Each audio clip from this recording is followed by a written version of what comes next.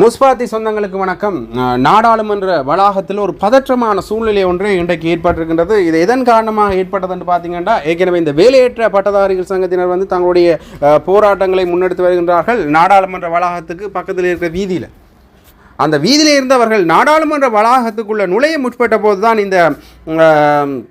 இந்த ஒரு பதற்றமான சூழ்நிலை ஒன்று ஏற்பட்டிருந்தது. அது மட்டும் இல்லாமல் இவர்கள் வந்து போராட்டத்தில் ஈடுபட்டு கொண்டிருக்கின்ற பொழுது போலீசார் இந்த போராட்டத்தை அடக்கிறதுக்கு முற்பட்டிருக்கின்றார்கள். அதில் சில இளைஞர் யுவதிகள் தள்ளிவிடப்பட்டிருக்கின்றார்கள், கீழே விழுந்திருக்கின்றார்கள். அதில் அவர்கள் படுகாயமும் சில பேர் அடைந்திருக்கின்றார்கள். அந்த வகையில் நோயாளர் காவு வண்டி கூட வந்திருக்கின்றது, ஆம்புலன்ஸ் வண்டி கூட வந்திருக்கின்றது. அந்த இடத்துல பலர் வைத்தியசாலைக்கு உடனடியாக ஏற்றிச் செல்லப்பட்டிருக்கின்றார்கள். அப்படியாக ஒரு பதற்றமான சூழ்நிலை தான் இன்று இந்த நாடாளுமன்ற வளாக பகுதியில் நடந்திருக்கின்றது. அது தொடர்பாக பலரும் தங்களுடைய விமர்சனங்களை முன்வைத்த வண்ணமே இருக்கின்றனர். அது மட்டும் இல்லாமல் ஏற்கனவே இந்த பகுதியில் வந்து போராட்டங்களை வந்து நீதிமன்றம் வந்து இந்த போராட்டங்களை நடத்தக்கூடாது என்று உத்தரவு பிறப்பிக்கப்பட்டிருக்கிறது.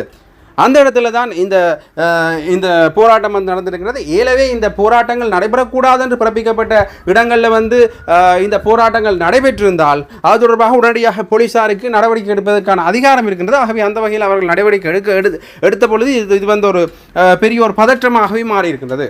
ஒரு குறிப்பிட்ட நேரத்துக்கு இந்த போராட்டக்காரர்களுக்கும் போலீசாருக்கும் இடையில் முருகல் நிலை கூட ஏற்பட்டிருந்தது. அந்த அளவுக்கு இந்த போராட்டம் ஒரு வலுப்பெற்ற போராட்டமாக மாறியிருந்தது. இந்த வேலையேற்ற பட்டதாரிகளுடைய போராட்டம் என்பது அண்மை காலமாகவே ஒரு பெரிய பேசு பொருளாக மாறி இருக்கின்றது. குறிப்பாக ஜாழ்ப்பாணத்தில் கூட கச்சேரி வளாகத்துக்கு முன்பாக வேலையேற்ற பட்டதாரிகள் சங்கத்தினர் தொடர் போராட்டங்களில் ஈடுபட்டு வருகின்றார்கள்.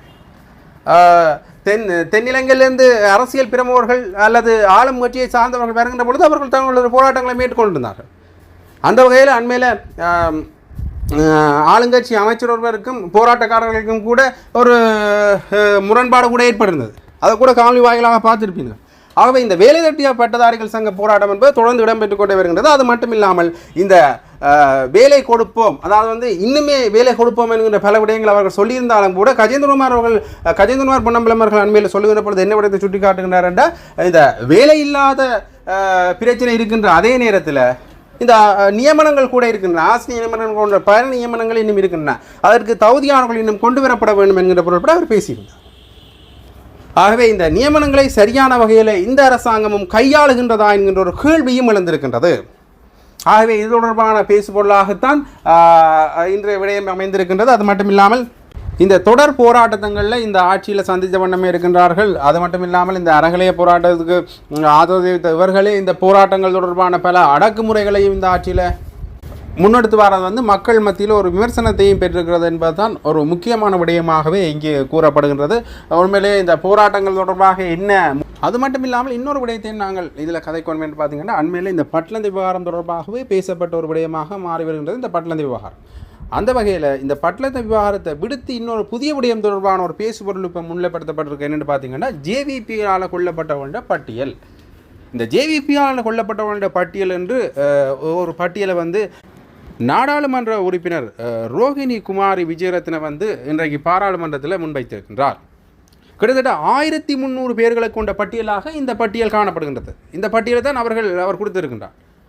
அரசியல் வன்முறையால் பாதிக்கப்பட்டவர்களை ஆவணப்படுத்த அரசாங்கம் மேற்கொண்ட முயற்சியை தொடர்ந்து இந்த 1300 பேர்களை கொண்ட இந்த பட்டியல் நாடாளுமன்றம் வழங்கப்பட்டுள்ளது.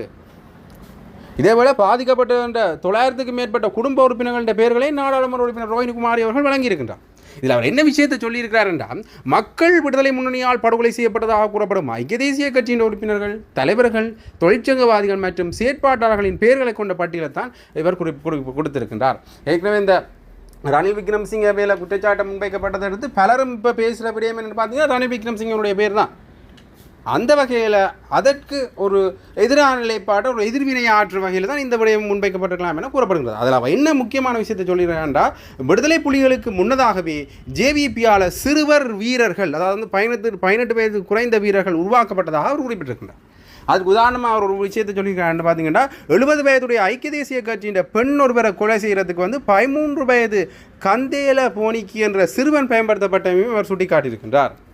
இந்த நிலையில் ஜேவிபியால் இன்னும் பல ஐக்கிய தேசிய கட்சி உறுப்பினர்கள் சிறுவர்களை பயன்படுத்தி கொல்லப்பட்டிருக்கிறார்கள் என்றும் அவர் சொல்லியிருக்கின்றார். அதோடு தற்போது இந்த பட்டியலில் நான் எல்லா விஷயத்தையும் சேர்க்கல, இன்னும் நிறைய விஷயங்கள் இருக்குது.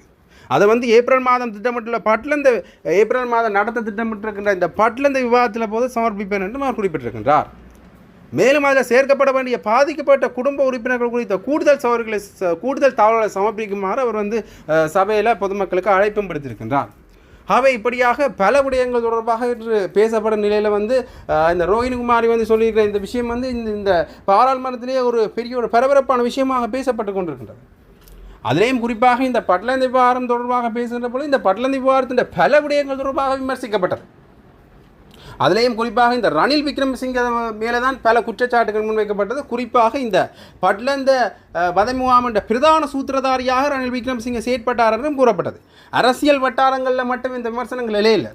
இந்த பட்லந்த விவகாரங்களால் பட்லந்த விவகாரத்தில் முன்னர் சம்பந்தப்பட்டவர்கள் என்று கூறப்படுபவர்கள் கூட இந்த விடயம் தொடர்பில் தங்களுடைய கருத்துக்களை முன்வைத்த வண்ணமே இருந்திருக்கின்றார்கள். அந்த வகையில் இதில் நாங்கள் முன்னே காணொலியில் கூட சொல்லியிருப்போம். இந்த புகைப்படவியலாளர் ஒருவர் கூட இதில் தான் இந்த அவர்கள் இறக்கிறதுக்கு முதல் புகைப்படம் எடுப்பார்ன்னு சொல்லியும் இதில் ரணில் விக்ரமசிங்கே அவர்கள் இது தொடர்பாக தொடர்பட்டிருக்கின்றார் என்கின்ற விடயத்தையும் அவர் சொல்லியிருந்தார்.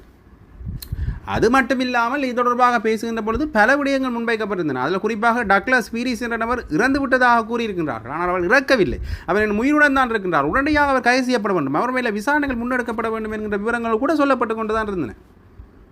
ஆகவே இது தொடர்பான விவரங்கள், பட்லந்தி விவகாரங்கள் தொடர்பான விவரங்கள் முன்வைக்கப்பட்டு கொண்டிருக்கிற அதே சம நேரத்தில் ஜேவிபியால் கொல்லப்பட்டவர்கள் என்கின்ற விடயம் இங்கே சொல்லப்பட்டதில் என்ன விஷயம் தெரிய வருதுன்னு பார்த்தீங்கன்னா, மாறி மாறி இந்த அரசியல் ரீதியான பல விடயங்களை இவர்கள் கூறிக்கொண்டிருக்கின்றார்கள். இதால் சில அரசியல்வாதிகள் என்ற உண்மை முகம் அம்பலத்துக்கு வருகின்றது என்றும் சிலர் தங்கள் சமூக வலைத்தளங்களுடைய தங்களுடைய பதிவுகளை போட்ட வண்ணமே இருக்கின்றார்கள். ஆகவே குறிப்பாக இந்த பட்லந்தை விவகாரம் மட்டுமில்லாமல் இன்னும் பல வதைமுகாம்கள் வடக்கு கிழக்கிலேயும் இயங்கியதான தகவல்களும் பெறப்பட்டிருக்கின்றன. முன்னர் இராணுவ முகாம்கள் கூட வதைமுகாம்களாகத்தான் செயற்பட்டன என்றும் பலர் தங்களுடைய கருத்துக்களை முன்வைத்திருக்கின்றார்கள். அது மட்டும் இல்லாமல் ஜேவிபியில் இருக்கிற பாதிக்கப்பட்டவர்கள் கூட இந்த பட்லந்த வதை முகாம் தொடர்பான தங்களுடைய விமர்சன கருத்துக்களை முன்வைத்துக் கொண்டே இருக்கின்றார்கள். அதில் குறிப்பாக அண்மையில் அமைச்சர் சந்திரசேகரம் கூட தானும் இதில் பாதிக்கப்பட்டிருந்தார். தானும் இந்த பட்லந்த வதை முகாமில்